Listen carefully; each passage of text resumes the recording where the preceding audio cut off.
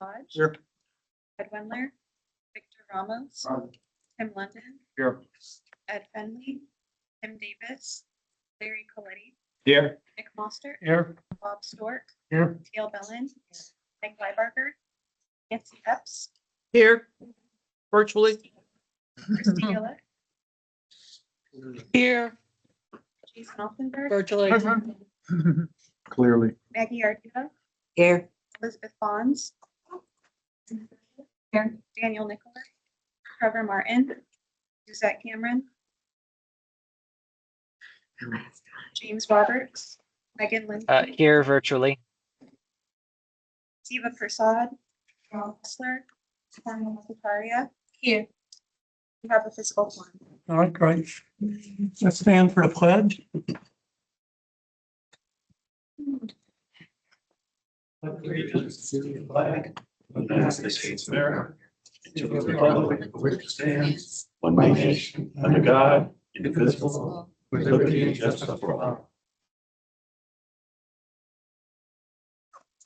I'm trying to get away from me. Do we have any public comments? I was just, observing. Is there anybody online with the public that would like to comment? Okay. I'd like to make a motion that we allow the remote users to participate and vote in this meeting, sir. I'd like to second that Okay, emotion. we have a motion and we have a second. All those in favor? Aye. All those opposed? Looks like the ayes have it. Can we do that, Colleen? So moved. Thank you.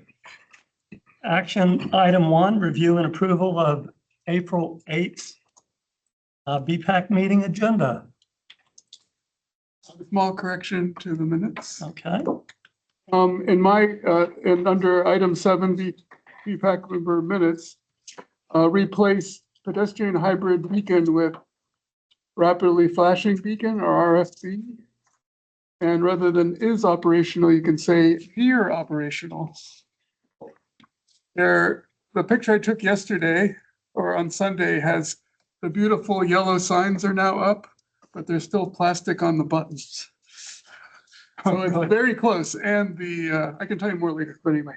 So, yeah, it's not a pedestrian hybrid beacon, it's an RFB.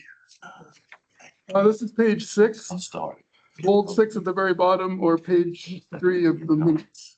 Second one's all. Page 6. Second and third. Thank you.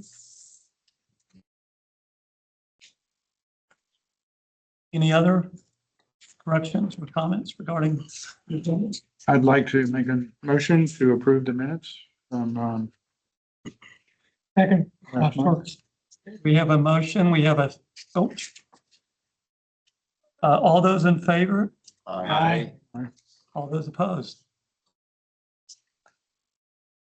Okay, it looks like the ayes have it. Motion's approved. Next, we have a presentation discussion item. Presentation discussion on draft fiscal year 26-27, the fiscal year 30-31 of the Transportation Improvement Program. And Steve will talk to us about, it's Colleen will talk to us about that. Oh. So good afternoon, everyone. So this is the time of year where we develop the update to our transportation improvement program. And you may recall that this is the document that outlines all of the projects that are funded over the next 5 years in our 2-county area. So it's not just projects that come through the TPO through our annual call for projects or are identified in our long-range transportation plan. It's all projects. So it includes aviation projects, landscape projects, maintenance projects, resurfacing projects. So if you do look at the document, it's going to be significantly larger than the projects that you see on our priority list, which Steve is going to talk about the updates to those later on in this meeting. But what happens when we update our list, we receive the information from the Florida Department of Transportation. And it is from their tentative work program that they were developing last fall. And you may recall they came and gave a presentation to the BPAC, as well as our other advisory committees and our board, either late last year or early this year on the tentative work program. So that is the information that we use to develop our 5-year tip. And when I say 5-year tip, it does cover the next 5 years. But really what happens in the tip is we just add the next year. So we drop the current year and then we add the out year, which in this case is 2031. But going through the document, the information that we receive from DOT, it comes to us in a large spreadsheet format. So we go through and sort, identify projects, we categorize them to display in our TIF based on the types of projects that they are. So we're currently going through putting that document together right now, and it'll be available and posted to our website next Friday for us to meet our 30-day public review period before the board adopts it on June 24th. But just to give you a little bit of idea of what you'll see in the TIF, especially related to our bike ped program, we pulled out some of that information for you. There was a handout as you came in next to the agendas, if you pick one up, but that information is also shown on the screen. So this first slide here shows total funding that's within our new BIP. So this does not include any projects that are in our current year that may or may not roll over. You may recall that every year after we adopt our TIP, the next thing we do is amend it to include projects that are in the current year, so fiscal year 26, that may or may not, for some reason, have been completed or initiated, and those funds need to roll into the new TIP. So these dollar amounts here don't include any of those projects yet because we have not received that report yet from DOT. So this is just as it stands, starting in fiscal year 27, which does begin July 1 of this year. So July 1 through June 30th, that's our fiscal year. So these are the funds that are represented in the FDOT work program for the next 5 years. So as you can see, the total is just under $1 billion, which is fairly consistent with what we've seen from years to years. The TIP is always front-loaded, meaning there's always more money in the first couple of years because those are projects that are ready to go. They've gone through different phases, whether they've gone through design and now the construction funding is on there. When we work with DOT in the fall to develop the tentative work program for the next TIP, then we'll start looking at programming funding out in the last 3 years of the project. So usually kind of the first 2 years have been set for a while. And so that's why there's more money within those first 2 years. And then the second table below really focuses on kind of our set aside program. So these are the projects that do come through our projects and how we fund them. So we have our SU funding. So that's the Surface Transportation Block Grant funding. So that comes to the TPO based on population of urbanized areas. And then there's also an SA category, which is within that same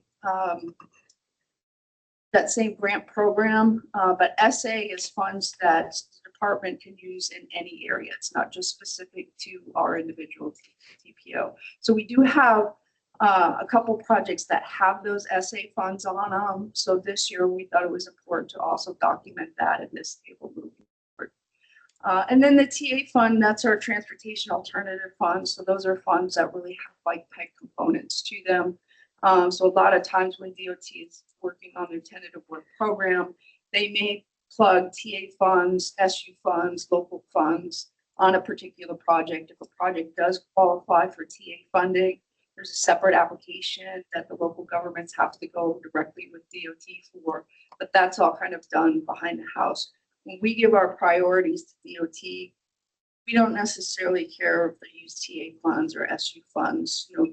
They make the best use because they understand the flexibility of the different funding codes and what can be used on specific projects and what cannot. So we identify the priorities with the priority list moving forward. So that's kind of the funding that's within the 5 years. So as you can see, just under $1 billion total. And then just over $100 million of funds that we're kind of controlling on projects that are specific, either off our priority list or in our long-range transportation plan that are bike ped related. The next slide does show the bicycle and pedestrian project within the HIP. And again, keep in mind, this does not include any projects that are currently within fiscal year 26 of the current HIP.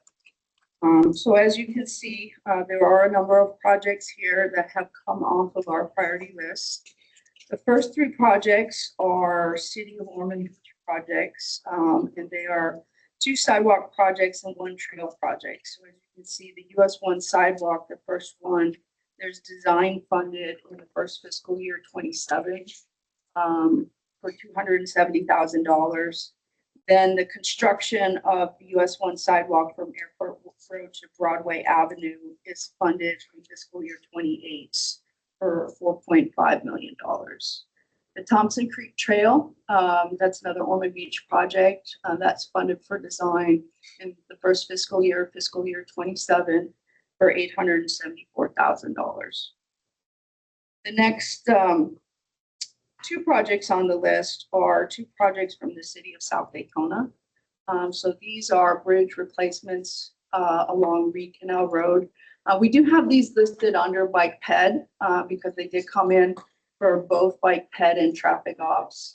So we do use a combination of our bike ped funding as well as our traffic ops funding to fund these projects, but I kept them here shown on the bike ped list. But both of those are scheduled for construction.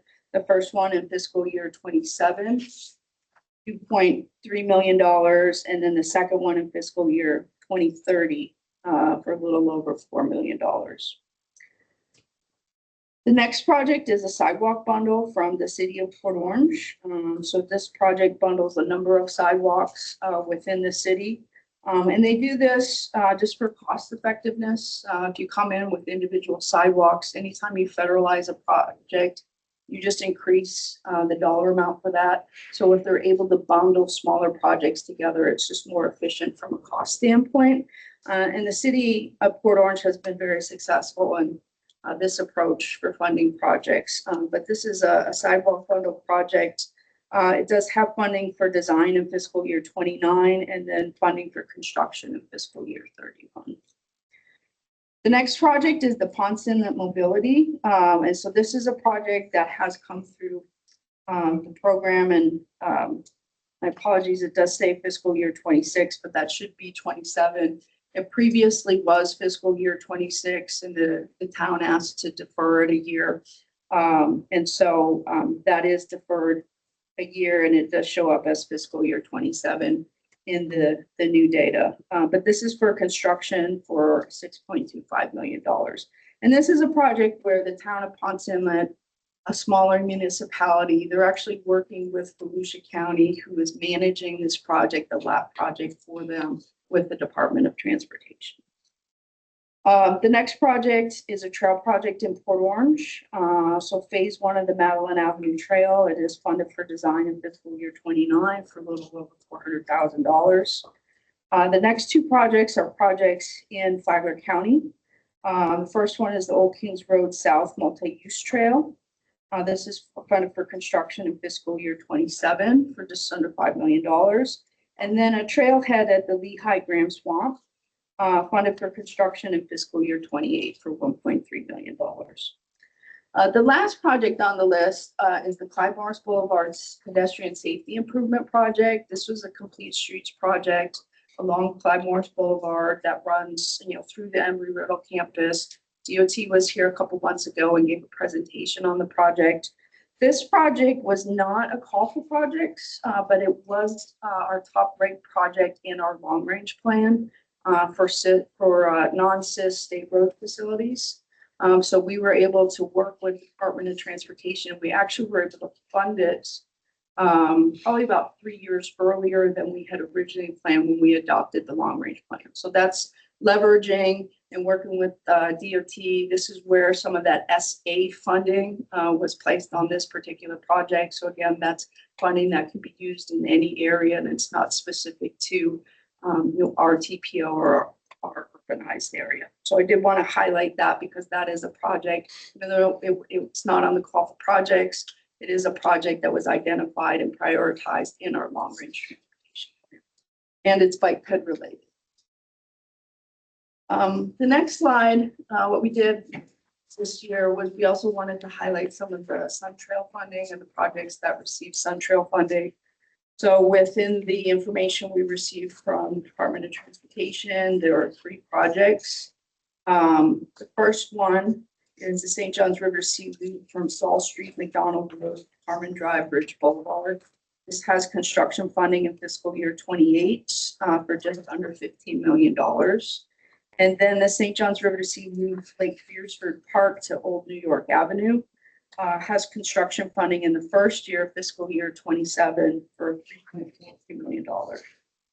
Then also the St. Johns River Sea Loop, this is State Road 44 Lytle Avenue to US 1, design funding in fiscal year 28 for $1.77 million. And keep in mind, these projects for the Sun Trail funding are submitted to FDOT. They're submitted to those programs for funding. We have a Sun Trail list that we maintain because the project has to be on a priority list in order for those local governments to receive the Sun Trail funding. But that's a different funding source. It does not come from the TPO's SU or our TA funding. It is specific Sun Trail funding that each local government applies for separately outside of TPO's call for projects. But again, these are important projects within our area, so we did want to highlight them here for you today. And then on the last page, these are some of the traffic operations safety projects that come through our call for projects as well. So we've identified those. On here, I've also repeated those bridge replacement projects that we talked about because there are some traffic ops money that's put on that in addition to some of the bike ped. But again, most of these projects deal with turn lanes,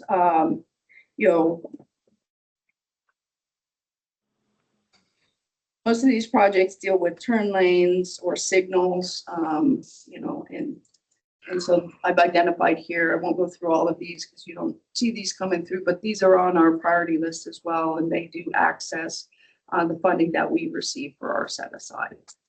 So as I mentioned, we are working on compiling our entire documents. This year, we're rewriting the narrative section, actually making it also a little more user-friendly to read, not so technical, streamlining a lot of it going forward. So you'll see a different look for that document, but then that's the first part, section 1, and then the following sections will have all of our project tables and all the funding categories. And so that's where we'll identify what the projects are, how much funding is programmed on the projects moving forward. So like I said, we will post this next Friday for our 30-day public review. So when you see the email go out or the notification go out, we'll have a link so you can access that full document. And if you have any questions or comments on it, please let us know.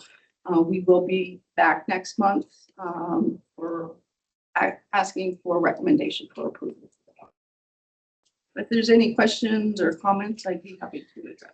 The South Florida Traffic Camera Network, is that for speed enforcement, for tag readers, for? That's a project from the city of South Daytona.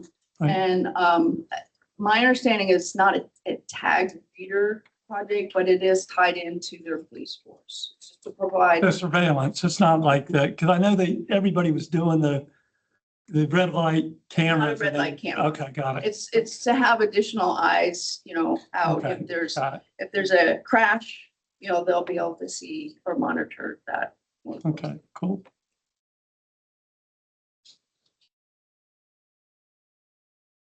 Terry, go ahead. Sorry. This silence, Terry. Generally speaking, we as a subcommittee vote on a project, it gets on tier C or B or gets to A. At what point does the municipality go after the TA funds or the Sun Trail funds that they have to try to procure?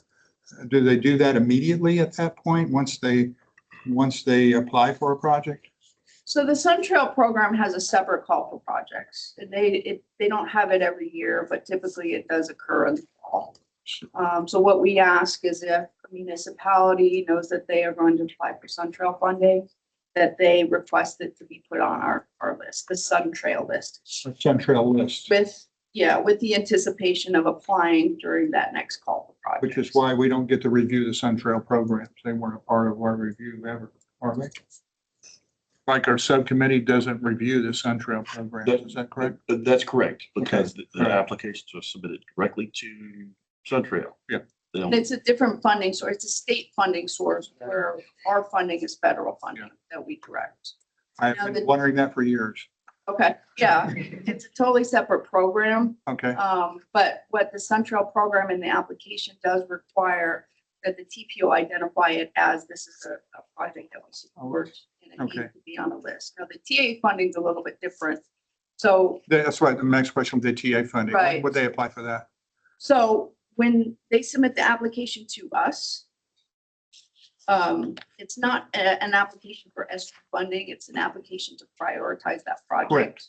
Exactly. So once we adopt those lists, we transmit them to FDOT